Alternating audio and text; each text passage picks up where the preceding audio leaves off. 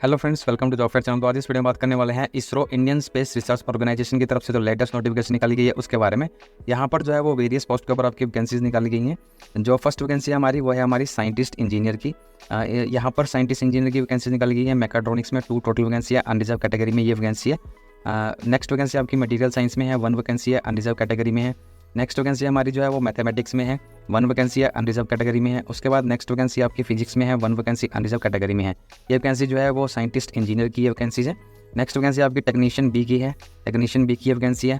Electronics mechanic की, technician power की, electronic system की, मैकेनिक कंज्यूमर इलेक्ट्रॉनिक्स अप्लाइंसेस की, मैकेनिक इंडस्ट्रियल इलेक्ट्रॉनिक्स की। टोटल वैकेंसी 63 हैं।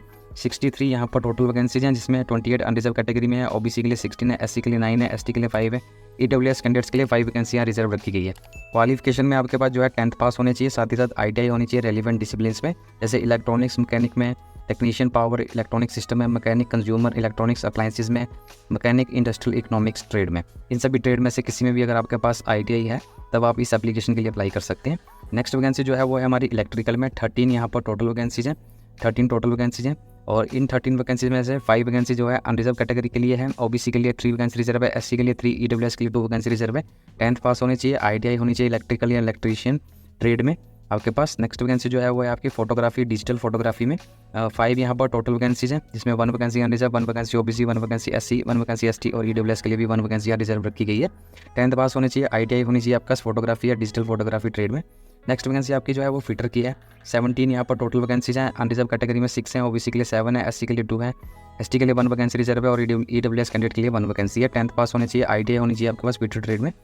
नेक्स्ट वैकेंसी प्लम्बर की है, 3 टोटल यहाँ वैकेंसीज हैं। ये 3 वैकेंसी जो है वो अनरिजर्व कैटेगरी में है, 10th पास होनी चाहिए और आईटीआई होनी चाहिए प्लम्बर ट्रेड में आपके पास।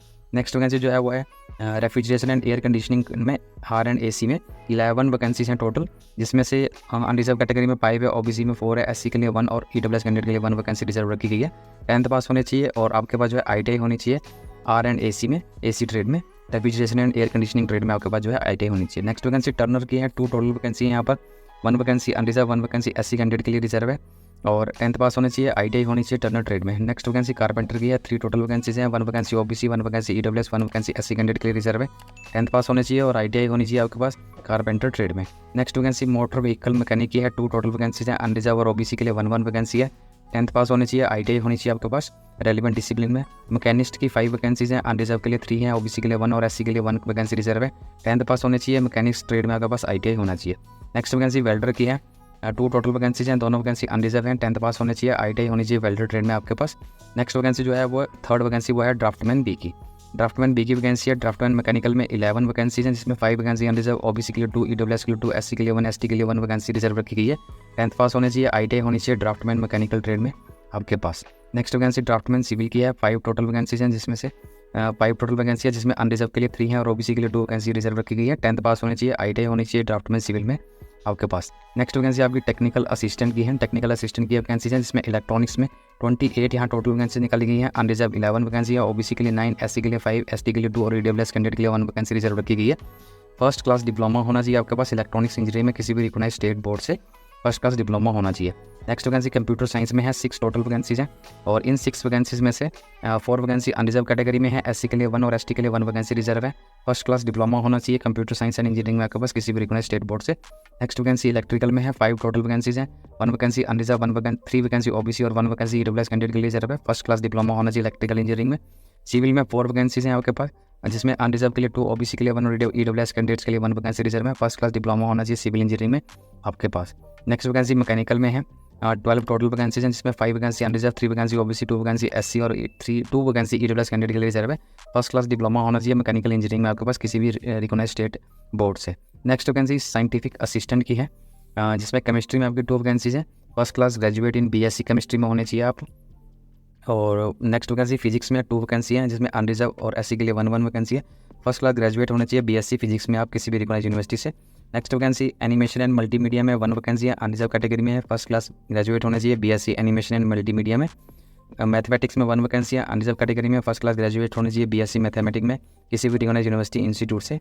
नेक्स्ट वैकेंसी लाइब्रेरी असिस्टेंट की है, लाइब्रेरी असिस्टेंट की 1 वैकेंसी है अनरिजर्व कैटेगरी में है, ग्रेजुएट होने चाहिए first class master degree, graduate होने के साथ आपके पास first class master degree in library science, library and information science या फिर इक्विवेलेंट में होनी चाहिए किसी भी रिकॉग्नाइज्ड यूनिवर्सिटी इंस्टीट्यूट से। नेक्स्ट वैकेंसी कुक की है आपकी कुक की यहाँ पर 4 वैकेंसी हैं, 2 vacancy unreserved, 1 vacancy OBC, 1 vacancy SC candidate के लिए रिजर्व है। 10th पास होने चाहिए, 5 ईयर का एक्सपीरियंस होना चाहिए आपके पास कुक का, और एक्सपीरियंस सर्टिफिकेट होना चाहिए इंडिविजुअल, इसके बिना आपको ये एक्सपीरियंस जो है माना नहीं जाएगा। नेक्स्ट वैकेंसी फायरमैन की है, फायरमैन एक ही वैकेंसी है, 3 टोटल वैकेंसी है, 3 वैकेंसी अनरिजर्व कैटेगरी में है, 10th पास होने चाहिए। आपके पास जो है आपकी फिजिकल फिटनेस स्टैंडर्ड को मैच करती होनी चाहिए जो इन्होंने बताई होगी आपको physical fitness. Next vacancy light vehicle driver एक ही है, लाइट व्हीकल ड्राइवर की टोटल 6 वैकेंसीज हैं जिसमें 4 vacancy unreserved, 1 vacancy EWS, 1 vacancy SC candidate के लिए रिजर्व है। इसके लिए आप जो है 10th पास होने चाहिए और 3 साल का जो है आपके पास एक्सपीरियंस होना चाहिए, 3 ईयर का एक्सपीरियंस होना चाहिए, वैलिड लाइसेंस होना चाहिए, एलवीडी लाइसेंस जो है आपके पास होना चाहिए। बाकी अदर चीज़ों के बारे में इन्होंने आपको यहाँ पर डिटेल में बताया है। नेक्स्ट वैकेंसी जो है हैवी व्हीकल ड्राइवर की है, हैवी व्हीकल ड्राइवर की 2 वैकेंसीज हैं, 1 अनरिजर्व, 1 एससी कैंडिडेट के लिए रिजर्व है। इसके लिए आपके पास जो है 10th पास होना चाहिए, 5 ईयर का एक्सपीरियंस होना चाहिए। बाकी अदर चीज़ों के लिए आपको यहाँ पर इन्होंने डिटेल में हिंदी और इंग्लिश दोनों लैंग्वेज में बताया है। एप्लीकेशन फ़ीस जो यहाँ रखी गई है वो रखी गई है आपके 250 रुपीज़। 250 रुपीज़ आपकी एप्लीकेशन फ़ीस है साइंटिस्ट इंजीनियर के लिए, टेक्निकल असिस्टेंट के लिए, साइंटिफिक असिस्टेंट के लिए। पर आपको स्टार्टिंग में जो है 750 रुपीज़ जो है प्रोसेसिंग फ़ीस के रूप में देने पड़ेंगे। 750 रुपीज़ ये फ़ीस जो है वो आपको रिफ़ंड कर दी जाएगी, जिसमें से 750 में से शायद आपको 500 रुपीज़ या आपको वापस किए जाएंगे, और 250 रुपीज़ जो हैं वो आपके यहाँ पर एप्लीकेशन फ़ीस है। पर आपको स्टार्टिंग में 750 रुपीज़ जो है वो पे करने हैं।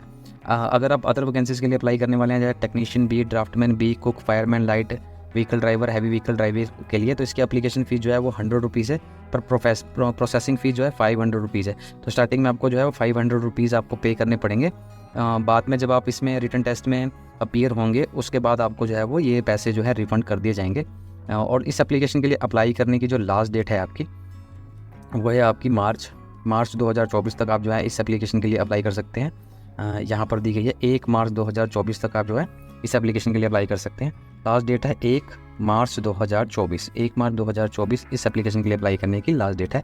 नोटिफिकेशन का लिंक डिस्क्रिप्शन बॉक्स में दिया गया है, वहाँ जाके चेक कर सकते हैं नोटिफिकेशन को। तो आज की वीडियो में इतना ही। वीडियो अच्छा लगे तो लाइक, शेयर और चैनल को सब्सक्राइब जरूर करें। Thank you and have a nice day.